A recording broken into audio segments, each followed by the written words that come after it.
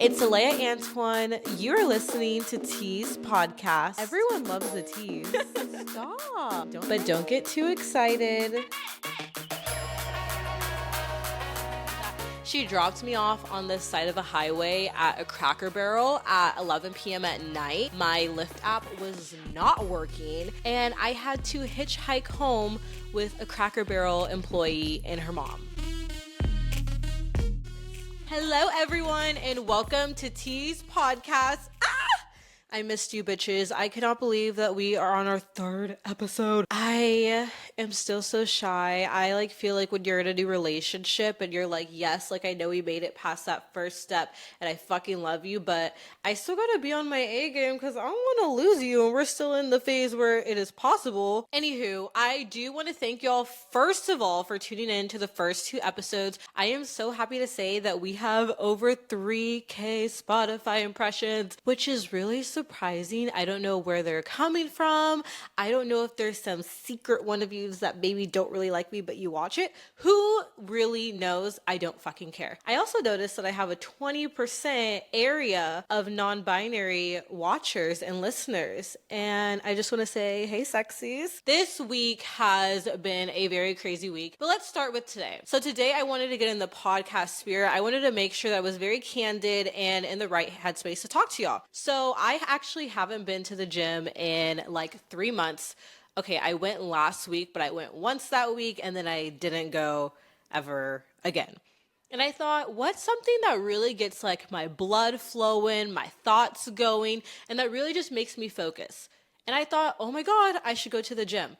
Plus, I felt like that would be a better use of my time when I first woke up, because yesterday when I first woke up, I scrolled through Instagram immediately and felt like absolute shit about myself. I later had a mental breakdown, was crying under the covers, and I think I kind of scared my partner a little bit. That is what happens when you have anxiety. But I thought, let's do a better use of my time. I'm going to go to the gym and I'm not going to go on any social media at all. I was no social media until I get back from the gym. So I go to the gym. It is 9:30 a.m. and I was super excited because I was like, oh my gosh, it is going to be dead man's land, no fly zone. No one will fucking be there. And here's the thing. I am extremely, extremely gym shy. I cannot work out at the gym if I know that there is going to be a ton of people there. I don't care how I look. I don't care if I am the world's strongest bitch. I cannot go to a crowded gym. Even when I start a new gym, I make sure that the first time I ever go is with someone else, because the last thing I want to do is walk around and look at all the machines and not know where to go. And then there's a ton of men there and they're staring at you and I just feel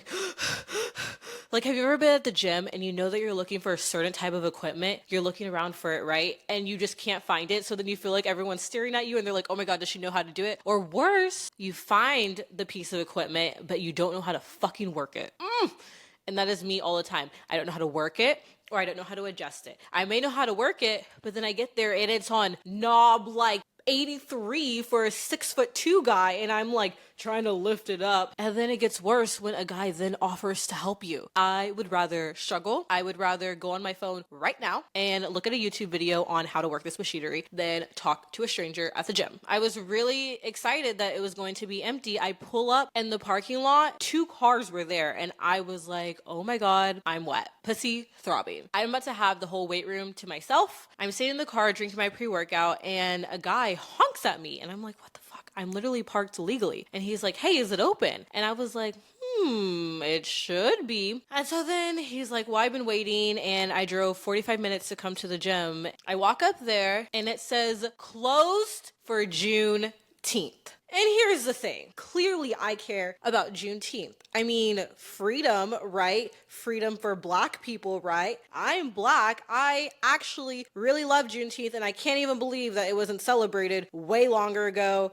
Not gonna get into it. But the fact that you would close the gym on a military base sounds completely against whatever it is you're trying to do. Because here's one thing. Most people that go to the gym are Black. Like, going to the gym, I would say, is like a part of our culture. Like, we love working out. All of my family works out when they can. I work out. And even if we don't work out, we always think, man, I should probably work out eventually. So you're gonna close the gym on Juneteenth? Not to mention, at these gyms, I know that there is not one Black employee. There is not. I have been there so many times. I think that there are so many different ways to celebrate than not letting me go to the gym. And the reason why I've been wanting to go is because, one, my base access expires in like 2 weeks because Kai's not going to be in the military anymore, so he can't keep writing me notes to go on as I'm a visitor. Yeah, so I can't go anymore. And then also, I am going on a boat next week. I actually haven't been on a boat in a long time, and I will be wearing a bikini.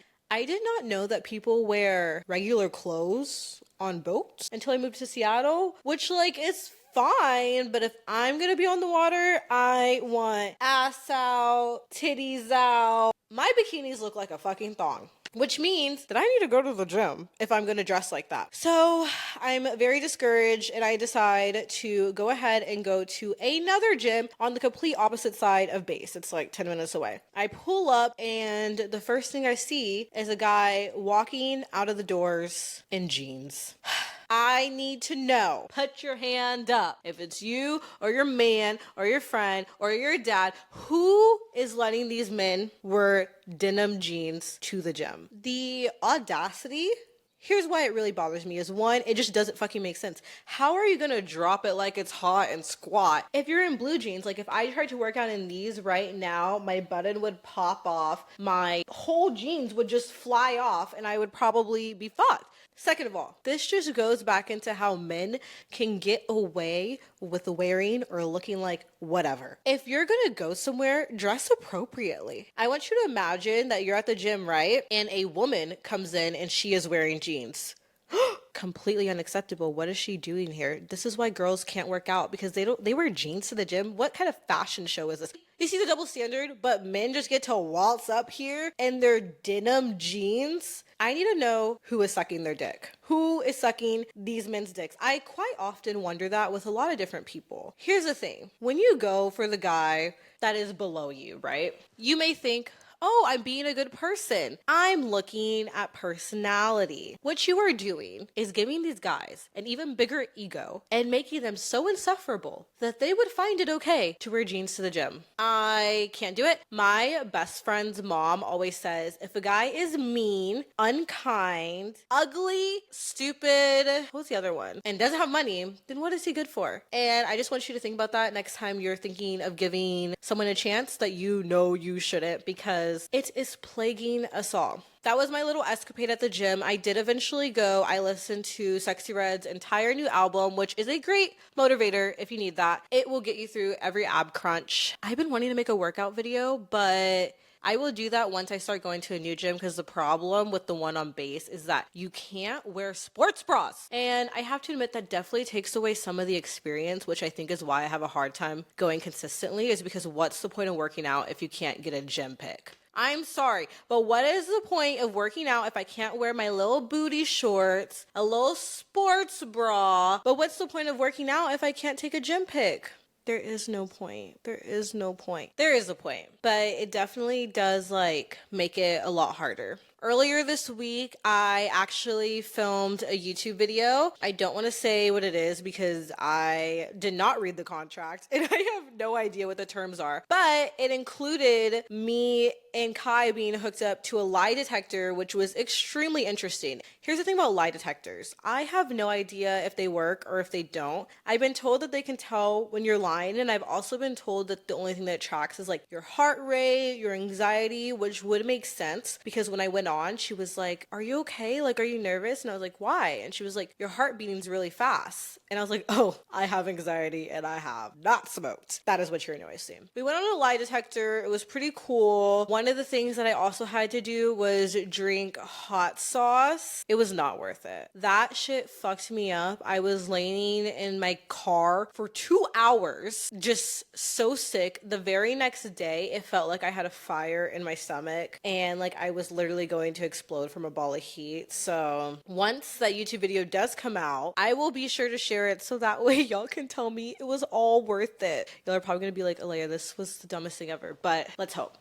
I just want people to know about the podcast. Other than that, I went around Seattle. I put up flyers for the pod. If you've seen it, I put them up in Capitol Hill, which was a lot of fun. Other than that, nothing too big really happened this week, except for one other thing that has really caused me a lot of pain. And I know I'm saying it very monotone, but I think it's because whenever I talk about my issues, I don't like to get too emotional about it because I can either be stone cold, no emotions, or like I can't stop crying. I recently went through a breakup, and it wasn't a boyfriend breakup. It wasn't a girlfriend breakup. It was the worst kind of breakup. It was a friendship breakup. It was with a friend that I did not expect to end, and I have gone through many friendship breakups in my life. The weird part is I've never actually had a real relationship breakup. So Kai is my first relationship, and yes, we did break up in January, but even then, like, we still lived together, you know, and we broke up so that way we become a better couple. So it's not like we were breaking up because it's over and we don't like each other anymore, you know? But I've never actually had like a relationship breakup. Fuck you, I'm giving you back your stuff. They text me all the time. Like, I've never actually had that. I think that one of the reasons for that is because I just didn't really want to date. Before Kai, I had genuinely no interest in relationships. And I don't mean that as someone who's like, you know how people front and they say, oh, I don't want a relationship, but secretly they kind of do. No, I genuinely thought that like relationships sucked. My dream for my life was I am going to be a boss ass bitch. I am going to have my own company. I'm going to work for myself, and I'm going to have like a girlfriend, and we're going to live together, but like we're not married. And then we just like live our happy life like that. And I was perfectly content with that. That's actually what I had wanted at first. But I have to say I am happy with where I'm at now. But yeah, I just didn't see a cause for relationships. I think it's also because I didn't just grow up with a single mom. My mom's mom is a single mom too, and my great grandpa died, and so I pretty much for all of my life was raised by like single women. And to me, I just genuinely, because when you grow up, obviously when you're thinking of relationships, you're thinking heteronormatively, you're thinking boyfriend, girlfriend, but not having like men play a role in my life and not having men play a role in like my mom's life or my grandma's life or anyone important to me's life, I genuinely didn't see the use for men. I don't think I really like understood what a boy was until I was like in preschool maybe. But even then, I think that I saw men the way that men see women, used to see women, we'll say used. I saw them as completely just an accessory to my own life. Like if you want sex, you go to a guy. If you want like to cuddle, you go to a guy. If you need something fixed, you go to a guy. And other than that, I really just did not understand their point. And maybe that also is why I'm gay.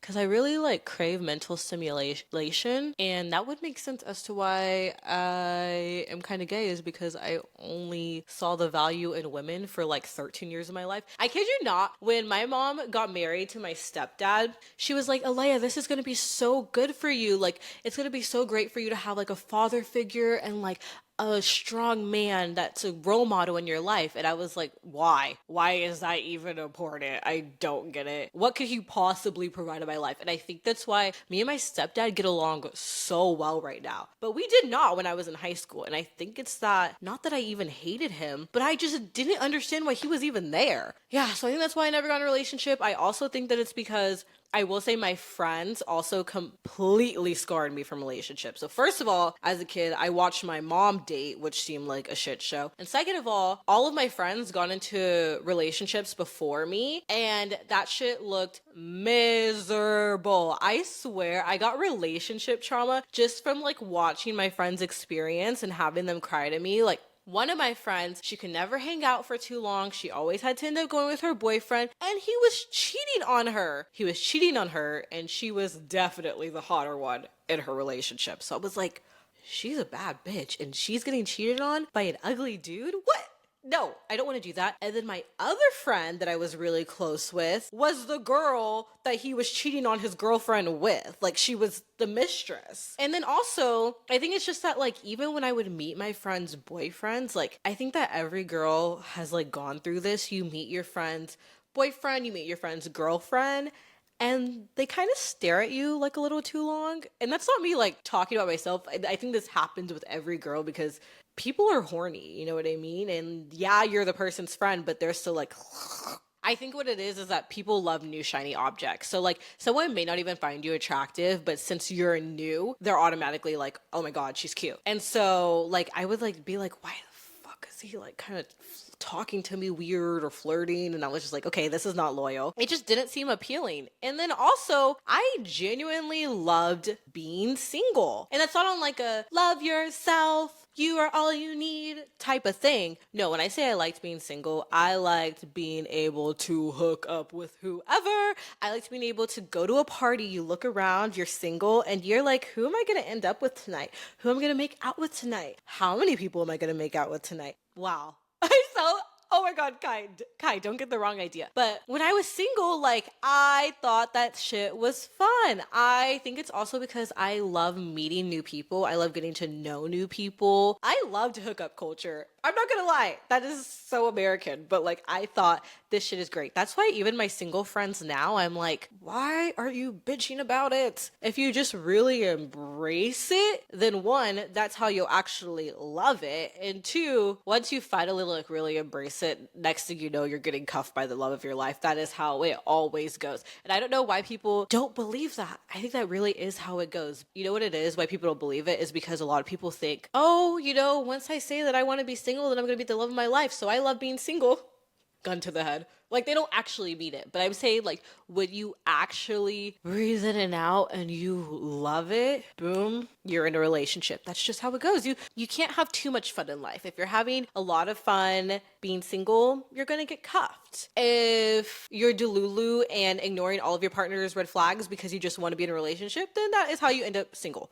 You know, it's the way that wind blows. But yeah, that's just kind of why I never got into a relationship in all my life. But I think that historically, I have had really intense friendships. I have experienced how bad a breakup can be through the lens of a friendship. And I feel like people don't talk about this too much because here's the thing with relationships, you have sex, right? You have financial things, you have dates and all that. You live together maybe. I would say with friendships, it's kind of like you have to invest so much with no security. Yeah, you're investing a lot of time and love and energy and compassion and money into someone else without even the security that like they have to reciprocate. There's no security on how long this will last. In a relationship, let's say that even you're just boyfriend and girlfriend, you still have some security in the fact that like people know you're in a relationship, and so you'll always be able to like hold that to them. Friendship, once it ends, it can be a clean cut, you know? And this one in particular, I would say has been one of the hardest. And it's not even that the worst thing possible happened, but it's just that this was a friend that I had for over 5 years. We were friends for almost a decade. We didn't even call each other best friends. We called each other forever friends. Your friends can break your heart. To just kind of go into my history with friendships, I tend to get in really codependent friendships. Like, I pretty much end up dating my friends. I had one friend to where we literally would go to the store together because we were neighbors. We were on the track team together. We worked together. We did all of our extracurriculars together. We carpooled together. We moved to our new college city together. So that's one friendship. My other friendship, I wasn't her roommate, but she pretty much like every time that I wasn't at her house would get mad and be like, why aren't you at my house, Aleya? Like, you should come over. And so I ended up pretty much moving in there because I was living in the dorms as a college freshman. My other friend, I also pretty much lived with her. She drove me everywhere. If I ever needed anything, she let me use her car, which sounds great. But I think that these were all forms of kind of like manipulation and them making me feel like I had to rely on them, because in all of my friendships, I will say, especially when I was younger, like I grew up with not a lot of money.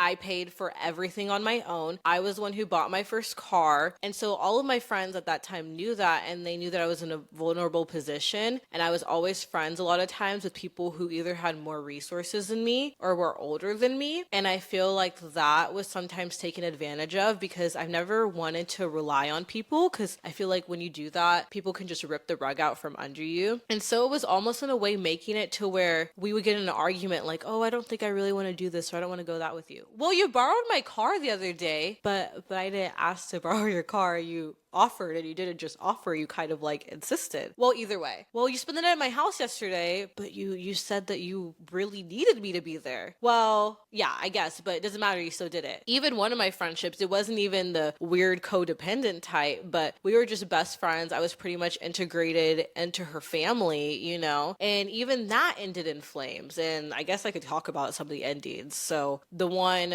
that was pretty much a part of my family, this is how our friendship ended. We went on a hike, right? And we had each had different friend groups, but we were family friends and we were like sisters. We go to a hike. We come back from the hike. She wants to hang out with this group of boys, which I did not want to do, but she was my ride home. And I was like, hey, like, are you still able to take me home after you hang out? Because if not, I can just have my guy friend pick me up because he lives by me and he's cool with it. And he had even texted me like, hey, I know that you're with her and I just want to make sure that you're home safely. She's like, no, yeah, I can bring you home. And I'm like, are you sure? No, like, Aleya, do not go with him. And that's the thing. My friends were always like the boss of me. I think it's because I didn't have a foot to stand on, because I didn't have a lot of physical things to like provide for them. Long story short, she ends up not taking me home because she's like, well, you know, I need to get home and I need to make it before curfew. And I'm not going to miss curfew when I have a date tomorrow for you. And I was like, wait. Your mom knows me. I've known your mom for a really long time. I'm sure that if you just call her and say, oh, it's because Aleya needs to go home, like, she's not going to ground you, know what I mean? And she's like, I can't do that. She dropped me off on the side of a highway at a Cracker Barrel at 11 p.m. at night. My Lyft app was not working, and I had to hitchhike home with a Cracker Barrel employee and her mom. She dropped me off. She didn't even drop me off at the Cracker Barrel. She dropped me off at a grimy hotel with my backpack. We went hiking. I was in Spanx in a sports bra. And she just dropped me off and was like, I think that you can just get a Lyft from here. My Lyft app isn't working. I have no service. I go walk over to the Cracker Barrel and this girl's waiting for her mom to pick her up. I was like, could I use your phone to just order a Lyft? I log into my account. Like, I literally just need your device. She ended up being like, you're not going to live home. Like, you're young. We'll just drive you. That's one of my friendship breakups. If that gives any context. My other friendship breakup, she was really jealous of Kai, and once I got in a relationship, she kind of wanted nothing to do with me. She said that I talked to Kai too much and hung out with him too much, but we were long distance, so I never understood how that made sense, because trust me, when we were long distance in the beginning, we didn't even FaceTime that much because Kai's in basic training. And that's also the problem, is that my friendships resemble relationships. Like, they are so codependent, it's ridiculous. And I think that when I choose friends, or when I used to choose friends, it was definitely girls that had like a masculine energy to them. I was always a baby in the friendship, but I was always like the girly girl, and I never like put that role on myself, but it was kind of just put on me like, no, Aleya, I'll do this for you. No, I can do this for you. One of my friends learned how to change car batteries for me, you know? But I think that that was used as a way of kind of like manipulating me and kind of like entrapping me, because as much as they did like those physical things for me, I was very heavily relied on emotionally. I was expected to always be there, to always cater to their feelings, to always be that support system. And I'm naturally a very caring person, so I loved doing that. But the more emotional value I gave them, the harder they fucked me up emotionally. Like, to where the dropping off on the side of the highway is like the one that I can talk about right now, because it's the only one that honestly isn't that deep. I mean, one of my friends outed me to our entire track team. And you know what? I think it's because like some of them secretly had a crush on me, which would really make sense because a lot of them were definitely girls who were like, yeah, I'm bi, but I've never been with a girl. And I could see how our friendship kind of like was able to give that relationship. The friendship breakup that I recently went through wasn't one of those codependent homoerotic friendships that I used to have. Yeah, that's the word. All of my friendships used to be pretty homoerotic. Maybe it's because we were all closeted gay and we were having a relationship with each other without having to own our own sexuality. But to me, this was one friendship that I actually was not codependent in. This was supposed to be my healthy friendship, my rooting for each other friendship, and it ended in one of the worst ways possible. She ended up being jealous of me. Oh, I hate even saying that someone is jealous of me. I feel like whenever you say that someone's jealous of you, you literally just sound like an egotistical cunt. You'll see what I'm talking about as I go on the story. So I never honestly ever assumed that that anyone would be jealous of me, because I don't see myself in a light that even can be jealous of, you know what I mean? But throughout our friendship, especially recently, like let's go back to the past 2 years, throughout our friendship, she would always say how she loved being around me. I was this ball of life, and that she didn't go out much. So she like lived through me, met most of her friends through me, engaged with people in my sexual community with me. And I never saw that as a red flag. But when someone tells you that they live through you, I think that should be a red flag, because that can very quickly turn sour. What had happened was I graduated. I guess there's been a shift in my energy lately. I have shed my skin, I would say. I've gotten rid of a lot of bad people in my life, which honestly wasn't really by choice. It was just kind of like I found out what they had going on behind my back. Kind of like how in the last episode, me and Dee talked about a little bit on our shady friend, but I can't get into that for right now. But she had been there for all of my past friendships. She had been there for my past friendship breakups. She was the person that was my golden standard for friendship, who when I was given advice by her, it was taken like, okay, this is what I should do, you know? We got into an argument and I was really shocked by how she was talking to me. Like, it felt very passive aggressive. It felt like she was talking to me like I was a stranger. And here's the thing with friendships is the signs that they tell you to look out for in relationships, you should also look out in friendships. If someone's hyperly passive aggressive with you, red flag. If someone makes you feel like you're crazy and like you're always in the wrong, even when you're just trying to make the situation better, red flag. When someone throws things in your face that you do for each other, I cannot stand that. And it's why I have trouble accepting help from people, is because sometimes I feel like when you accept help from other people, whether it's family, friends, relationships, they throw it in your face, even if you did not want the help in the first place. And I can understand bringing it up if the person's not grateful, because I've seen people like that where the world is handed to them, there's no gratitude. But when there's gratitude and the person also equally contributes to the friendship, I don't think that you should ever pick up something that you did out of the kindness of your heart and throw them back in their face because they didn't ask for it. Just stuff like that was happening. I was just kind of feeling like a weird vibe. Then we got into an argument because there was some miscommunication. I guess I had assumed that we had some of the same interests, because that was what was portrayed to me, was that we were into a lot of the same things, but it was told to me that we are actually not into the same things, and that I actually make her feel like she needs to be into the same things as me. It was just like, Aleya, you do this and you make me feel like this and you tell me that I have to like this, which is really crazy, because it's like, okay, imagine you and your friend really bond over liking, I don't know, let's say you're in the same sport, you really like playing soccer together or something, and you bond over soccer, and then all of a sudden a year or two down the road they start saying you're the one who forces me to like soccer, and you're like, what the fuck? Like, I thought that was a mutual interest that we shared. But nonetheless, this was a friendship that had gone on for so long. It was a friendship that I truly cherished. And so I wanted to work on it. I sent a very long voice note saying how I wanted to work on things. And one of the problems with the friendship was that she communicated that she didn't really know herself and she didn't know what she liked. So I said, you know what? Like, I think this friendship can still work. Let's both take time to reflect on ourselves. And when we both know ourselves, let's pick it back up. Let's reintroduce ourselves. It sounds corny, but like, let's do the hi, because I wanted it, you know? And then I get a text. And the text is so rude.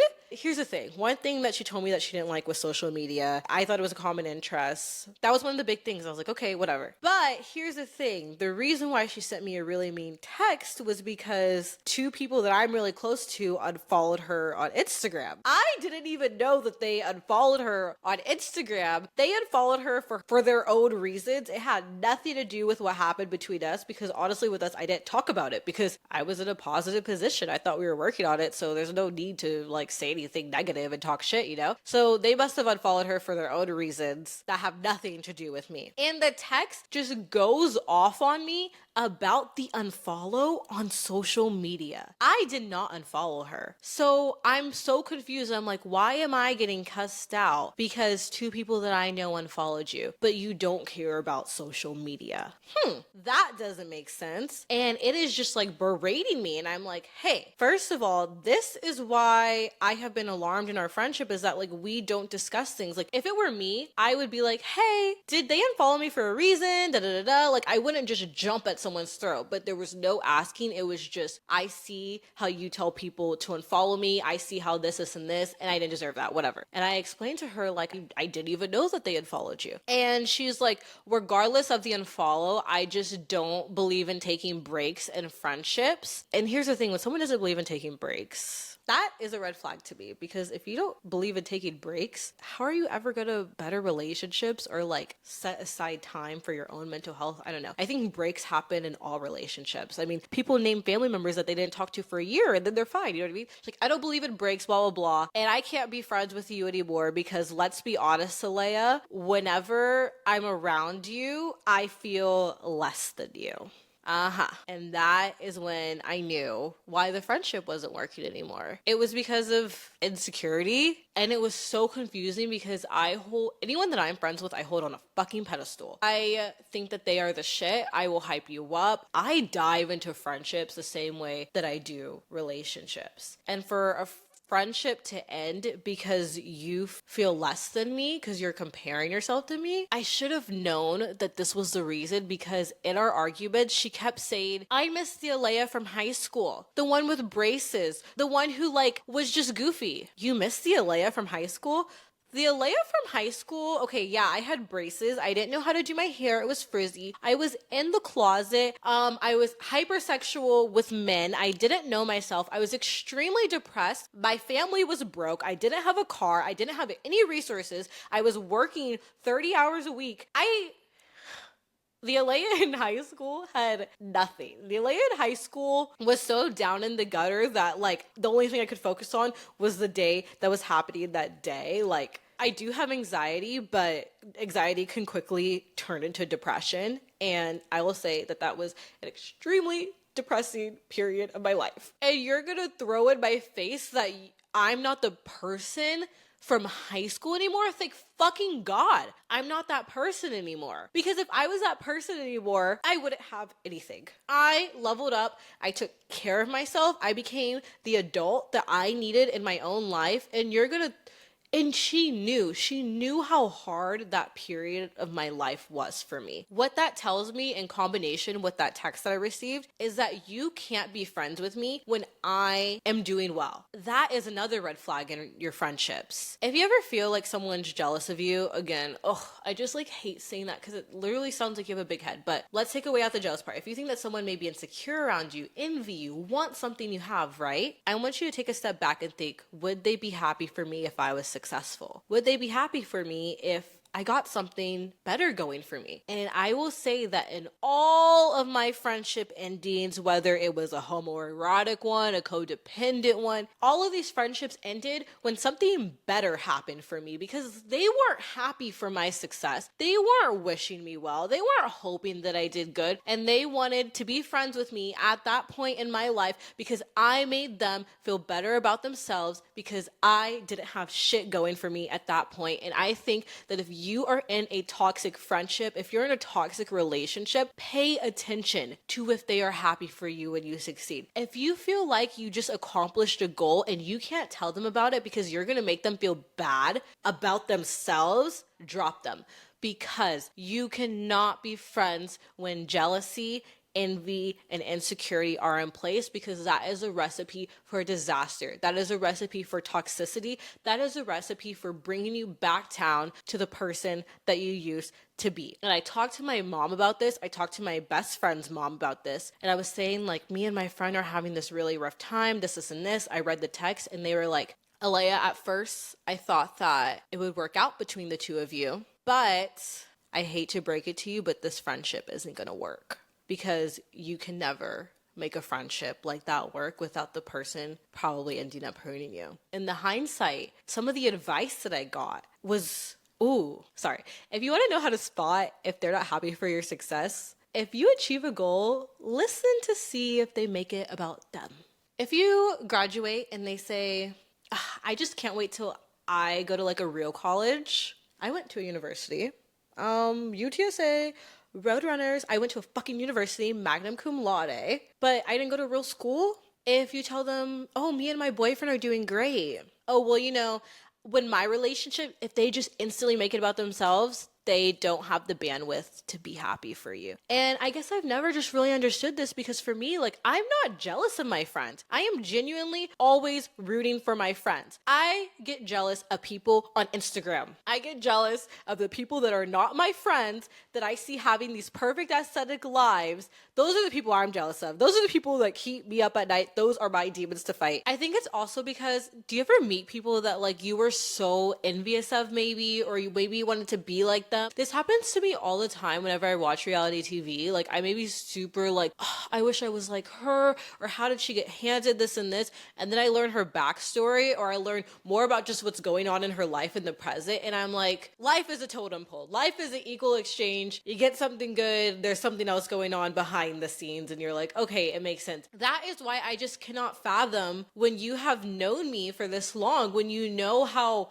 unsparkly my life is, that like that could even be a feeling towards me. It feels like, did you ever listen to anything that I've actually said? It's like when you finally make it over the hurdle, your friends should be at the finish line rooting for you, not that they had more fun watching you struggle, watching you run, watching you sweat. It just, it makes me feel extremely invalidated in how transparent I had been with her. It also just like, it makes me feel like, I don't know what the word is, but it makes me feel fucking weird, because I don't see myself as someone who has made it.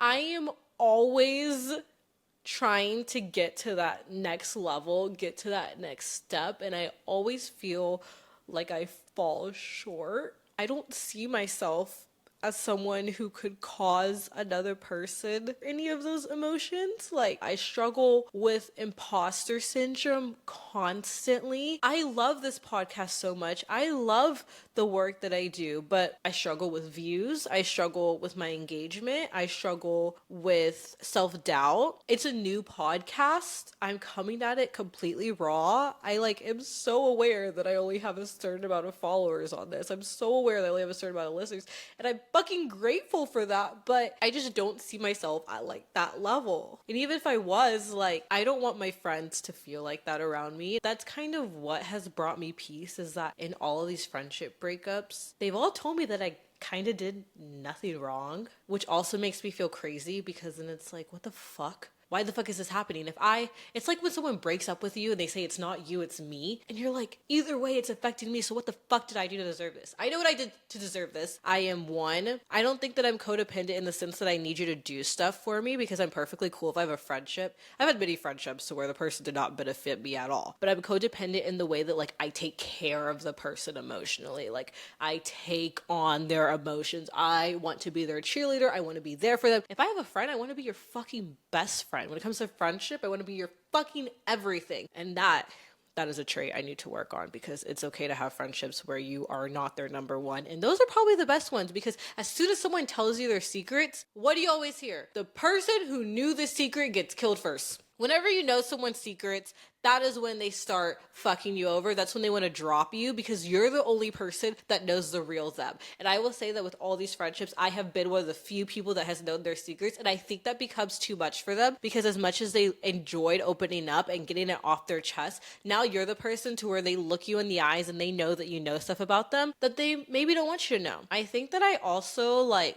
don't want to cry. I don't trust my taste in people anymore. And I don't trust my taste in friends at all. I don't trust myself to pick people that are gonna make my life more enriching, because historically I have chosen so many fucked up.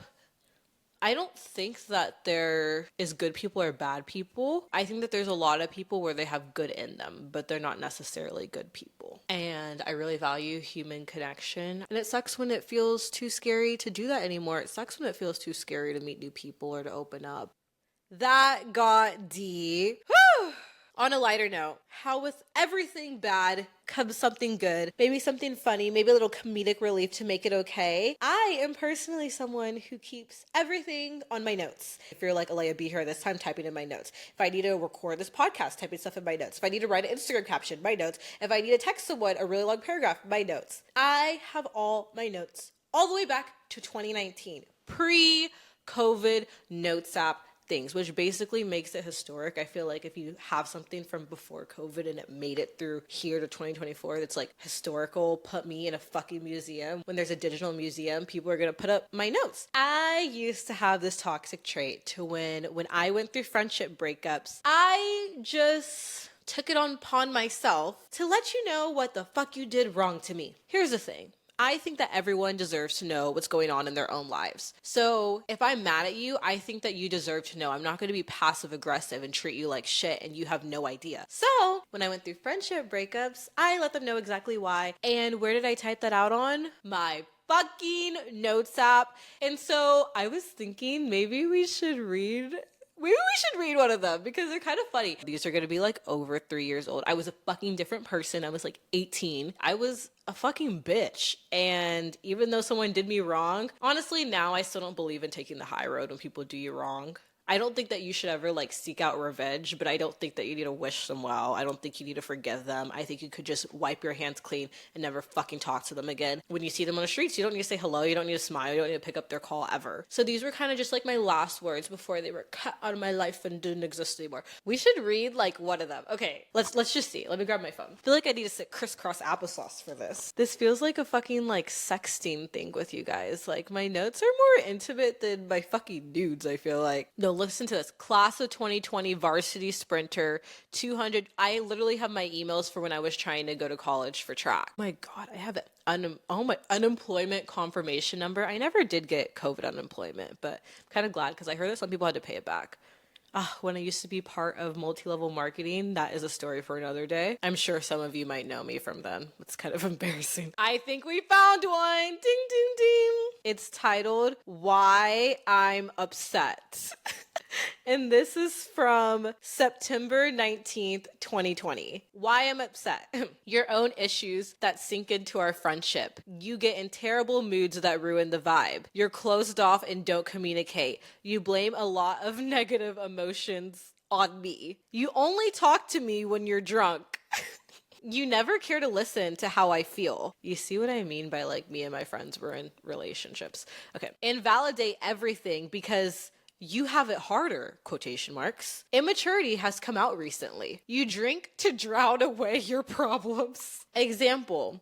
Okay, so this was because I took her to a party and like I did not know any of these girls. It was when I first started working at Hooters in Abilene, and I invited her. That way she could also make friends, and she blacked out, threw up on herself all over in the bathroom and all over my friend's apartment. I mean, the girl wasn't even my friend yet. My first impression was bringing someone who blacked out when no one else was drunk and threw up all over her bathroom, and I think she broke the toilet.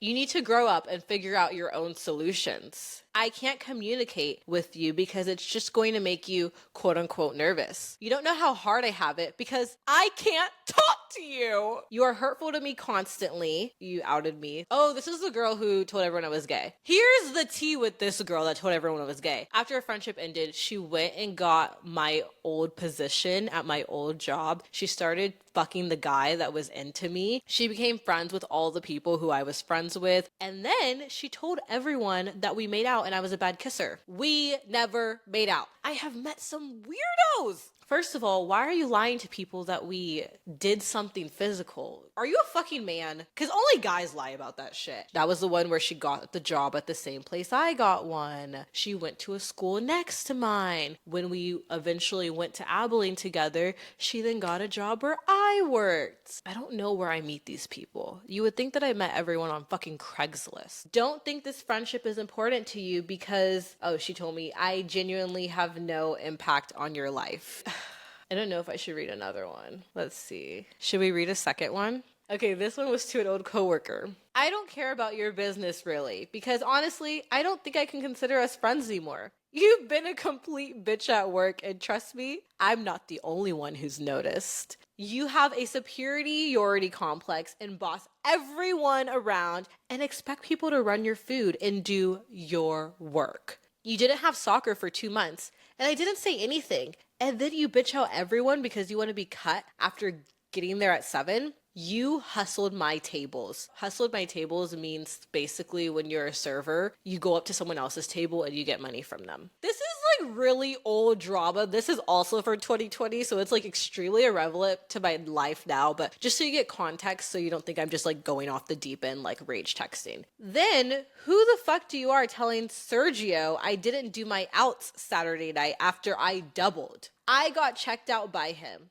That's why these two girls didn't listen to you, because you were rude and you don't even work enough to have an opinion on anyone else. So don't ask me about your quote unquote mans, because I don't give a fuck about your life and it's not even my business. I don't even know the kid's first name. Oh, I think someone she was into DM'd me and I never DM'd him back ever because I knew that they were quote unquote talking. First of all, I came to you with the DM, so why are you mad that I received it? Friendship. Y'all gonna make me lose my mind up in here. This is how I know I've grown as a person, is because for this current friendship breakup, I did not send a notes text. I honestly just sent a thumbs up, liked, peace. Hooray for growth, although I think that Aleya was way more Aries than me and so funny. Wow, guys. I hope that I didn't dump too much on you. I hope that you still consider us the besties, because I would never clone you. I would never talk shit about you. And I would never screw you over because I fucking love y'all. Here are some ideas that people gave me about names for everyone listening was cunties, like tease, cunties. But then my only problem is that like I really would have to like make sure that I don't get demonetized for saying that all the time. Demonetized. I'm not even monetized yet. What am I fucking saying? Cunties was one, and then hunties was one. Hunties is kind of cute. It reminds me of like Y2K. Like I remember in 2010 when everyone said hunties. So that's one, but if you have better ideas, send them to me. Make sure to send in your questions, stories, advice. It's completely anonymous, but like I just want us to like chit chat, girl talk. Make sure to follow the podcast on all socials, Tease Podcast, except Instagram, it's Tease Pod. I am Aleya Antoine at all socials. And most importantly, rate the show 5 stars wherever you're listening from, please. Even if you're watching this on YouTube, but you have a Spotify account, can you just like hop over there just really quick and just like 5 stars it on as much as you can. Leave a review if you want, and share it with your friends, your family. Share it with someone who has a hard time navigating friendship, because I think that I could have really used this episode to prevent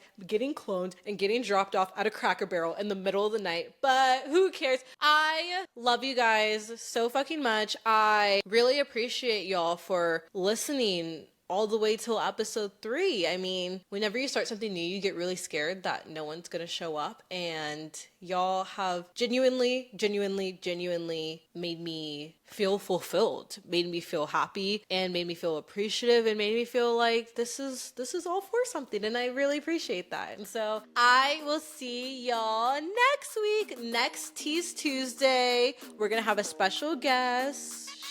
Who will it be? Okay, see you later, hunties, cunties. Send in your ideas. No, I'm not making friends again. Now when I say it out loud, I understand how fucking